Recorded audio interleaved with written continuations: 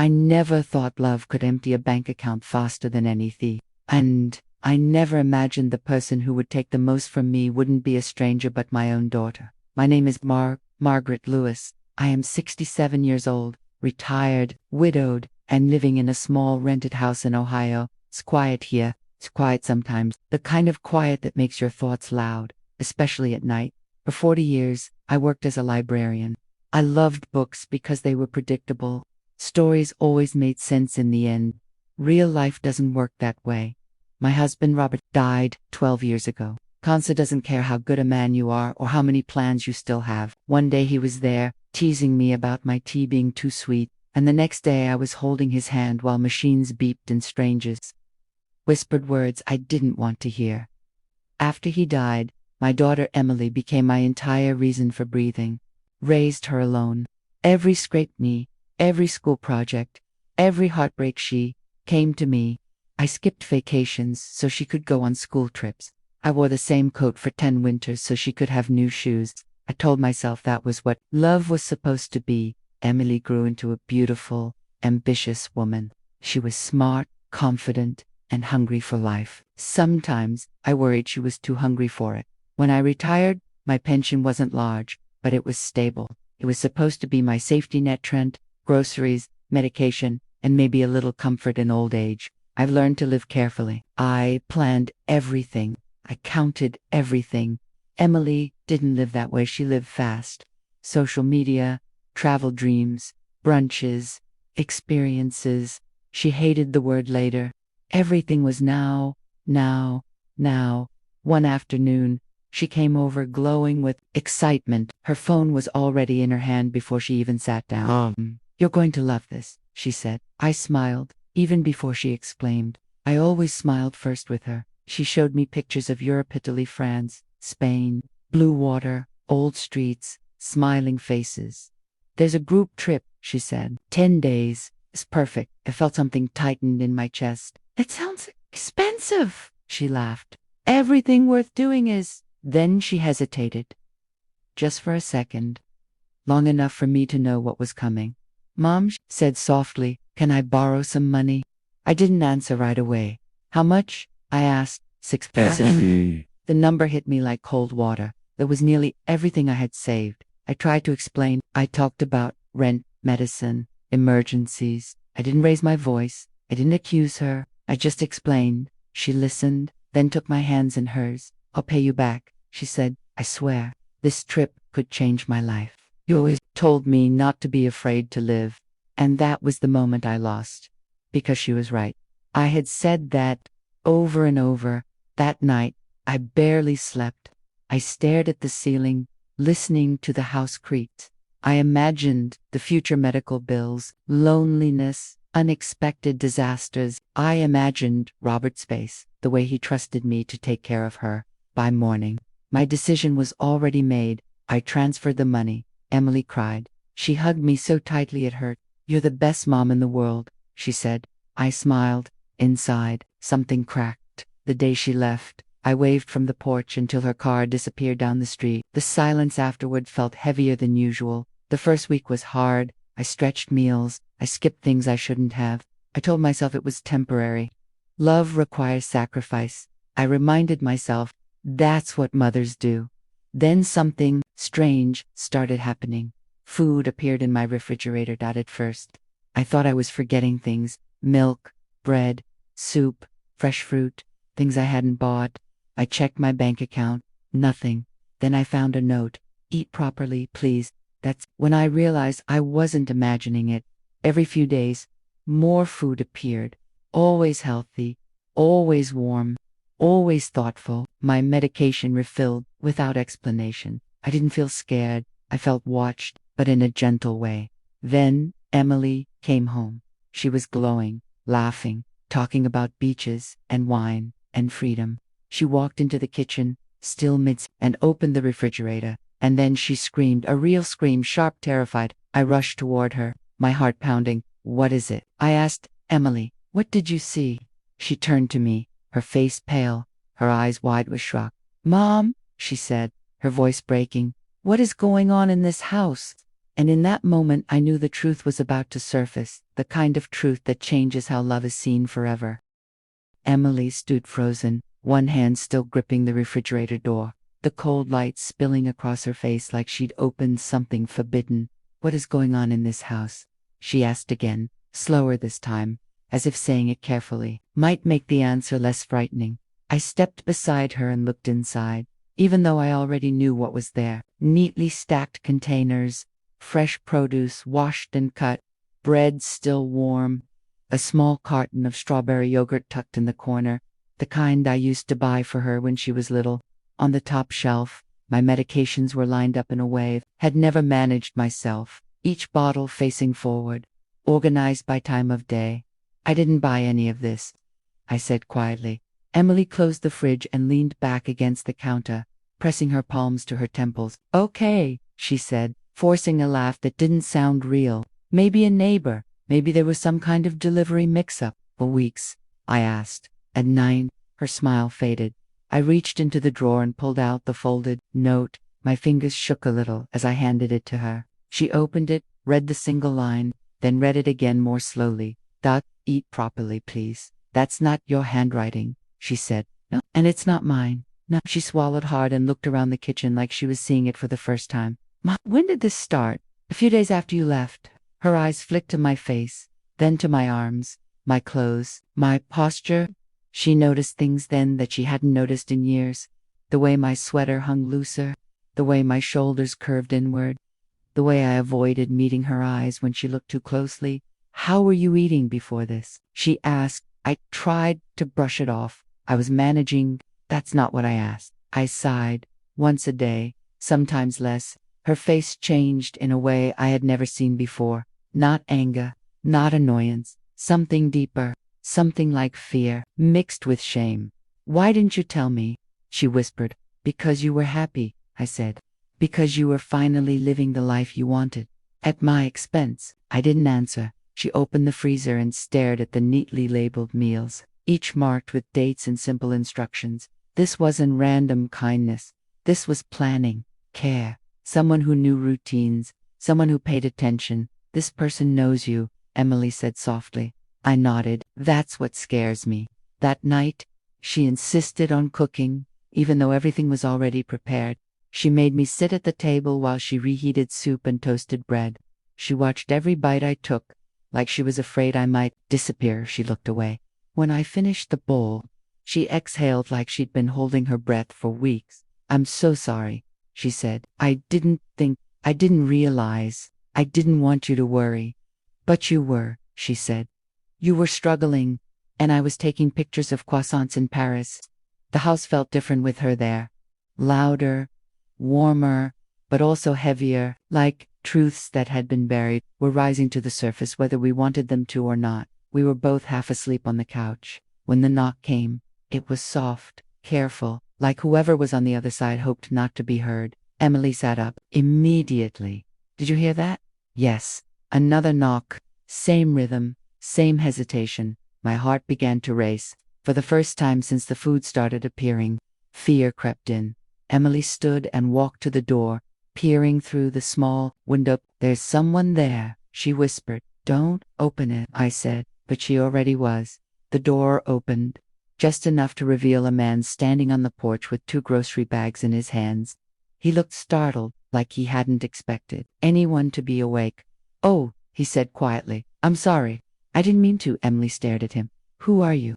The man hesitated, then looked past her and saw me. His expression changed instantly. Recognition, relief, and something like guilt. "Margaret," he said. I felt the air leave my lungs. "Daniel," I whispered. Emily turned sharply toward me. "You know him?" Daniel shifted the bugs in his hands, suddenly uncomfortable. "I didn't want to cause trouble," he said. I saw you at the grocery store weeks ago. You were putting things back, counting cash." Emily's face drained of color. "I knew your husband," Daniel continued, his voice low. "Robert and I volunteered together at the library years ago. At the sound of my husband's name, my knees weakened. I grabbed the doorframe for support. He told me once," Daniel said, "that if anything ever happened to him, he worried about you being too proud to ask for help." Emily's eyes filled with tears. I never wanted to embarrass you, Daniel said to me. I thought if the food just appeared, it would be easier. I looked at the bags in his hands. Fresh groceries, familiar brands, thoughtful choices. How long? Emily asked, her voice barely holding together. Since the day she transferred the money, Daniel said softly. Dad. Emily let out a sound that wasn't quite a sob, wasn't quite a breath. I took her pension, she said, her voice breaking. I took it for a vacation. Daniel didn't judge her. He just nodded. She didn't complain once. Emily covered her mouth with her hand and stepped back, shaking. I didn't know, she whispered. I swear I didn't know. I reached for her, but she pulled away, collapsing onto the couch, her shoulders shaking as the truth finally crushed down on her. I thought love meant freedom, she cried. I didn't know it meant sacrifice like this. Daniel set the grocery bags down gently and stepped back toward the door. I should go, he said. I've done enough. No, Emily said suddenly, standing up. You didn't? She walked to her phone, hands trembling, and opened her banking app. She didn't look at me when she pressed confirm. I'm sending it back, she said. All of it, to know. I tried to stop her. Emily, you don't have to. Yes, she said, finally meeting my eyes. I do. And more than that, I'm staying. The house went quiet again, but this time it wasn't empty.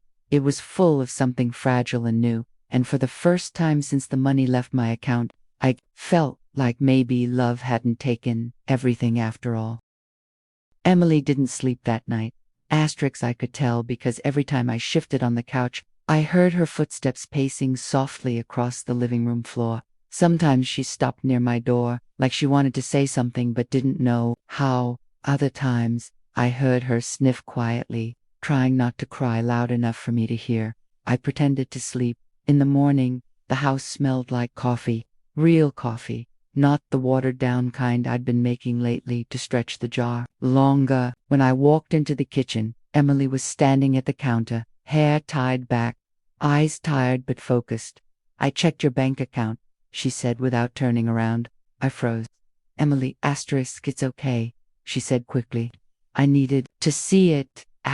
She turned to face me then, and I saw something different in her eyes. Not excitement, not ambition, responsibility. You had $73 left, she said quietly.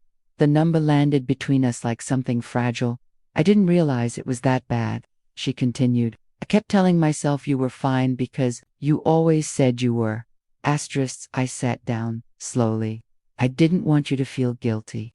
She laughed bitterly. That backbite. She slid a piece of paper across the table. A printed bank confirmation. I transferred everything back, plus more. I canceled a few things, sold some stuff. I'll manage. I stared at the paper, my vision blurring.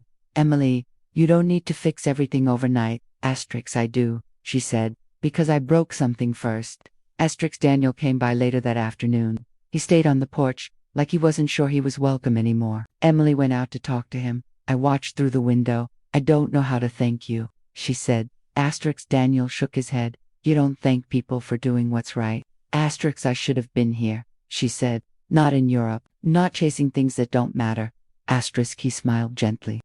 People learn at different speeds. After he left, Emily came back inside and sat next to me. Mom, she said, hesitating. When Dad died, did you ever feel like you disappeared? The question surprised me. Yes, I admitted.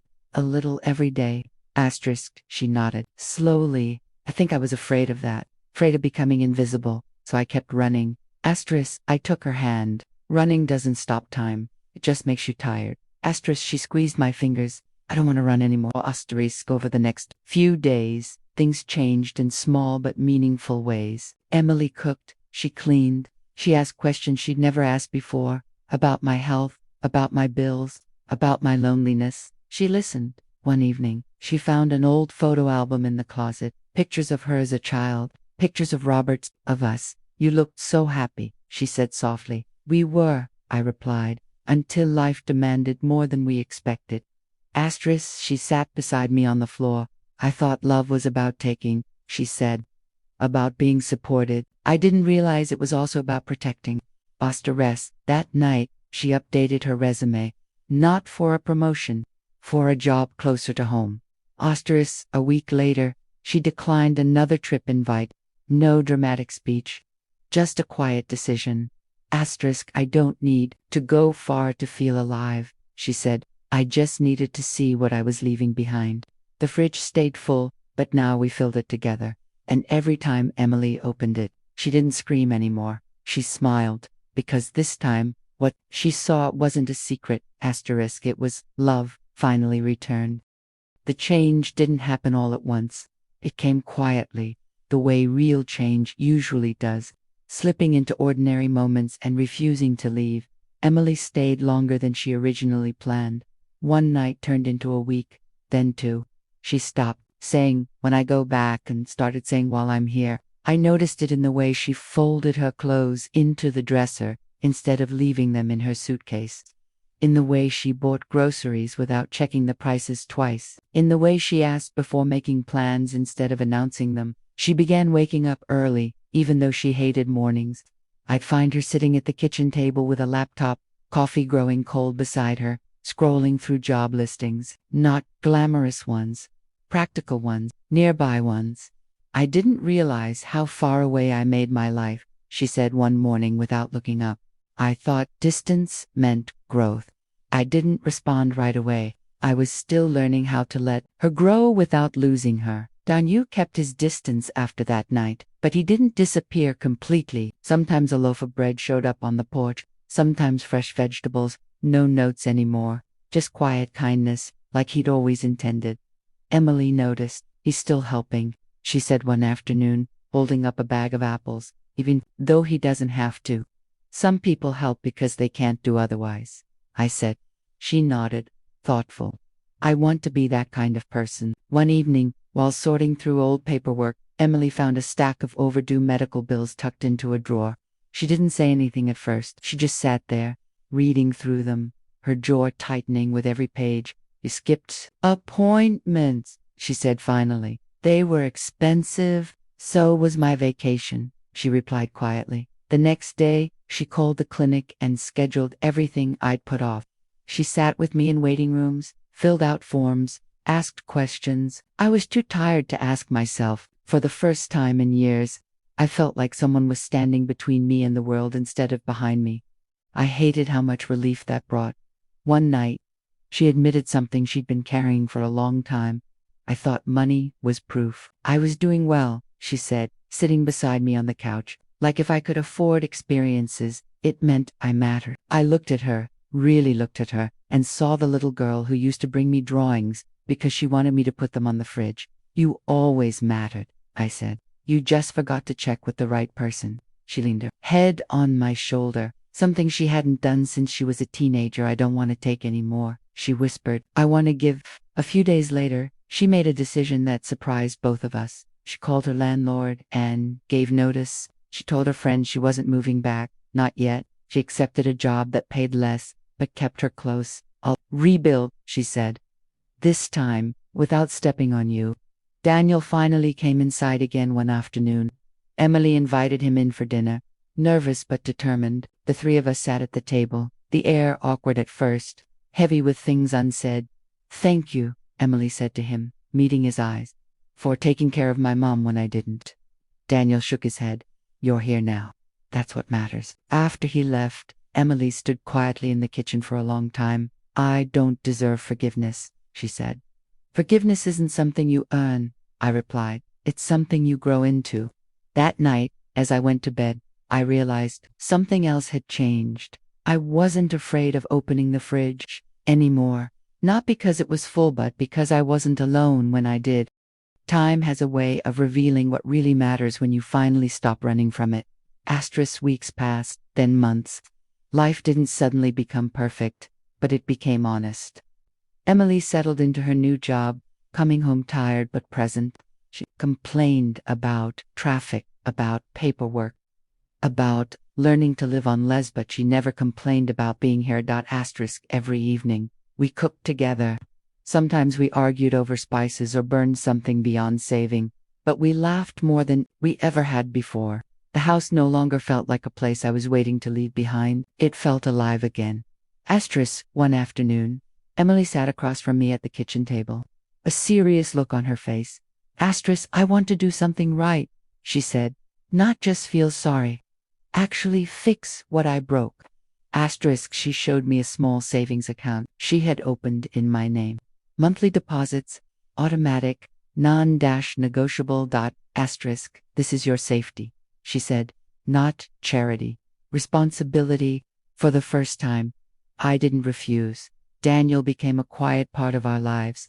Not in a dramatic way. He joined us for Sunday dinners, sometimes fixed the loose step on the porch, replaced a light bulb without making it a conversation. He never tried to take a place that wasn't his. Asterisk, one evening, while Emily was washing dishes, he turned to me and said softly, Robert would be proud of her. I felt tears sting my eyes, but they were gentle ones. I think he always was, I replied. Asterisk, Emily overheard and paused, hands still in the sink. I spent so long trying to prove myself to the world, she said, her voice steady but emotional. I didn't realize I already had everything I needed to prove. Asterisk, a year later, she finally took another trip, a small one, 3 days. She asked before she booked it. She checked my calendar. She stocked the fridge herself before leaving. When she opened it to double check, she laughed. Stealthful, she said, "Good." When she returned, she hugged me longer than usual. I missed you, she said. I know, I answered. Now, when people ask Emily what changed her life, she doesn't mention Europe or beaches or photos. She talks about a refrigerator, about a scream that forced her to see what love really costs. Asterisk, and when I open the fridge today, one no longer see mystery or sacrifice. I see balance. I see care. Asterisk, I see a daughter who finally learned that love isn't about taking until there's nothing left. It's about making sure no one you love ever has to go hungry, not for food, asterisk, and not for kindness.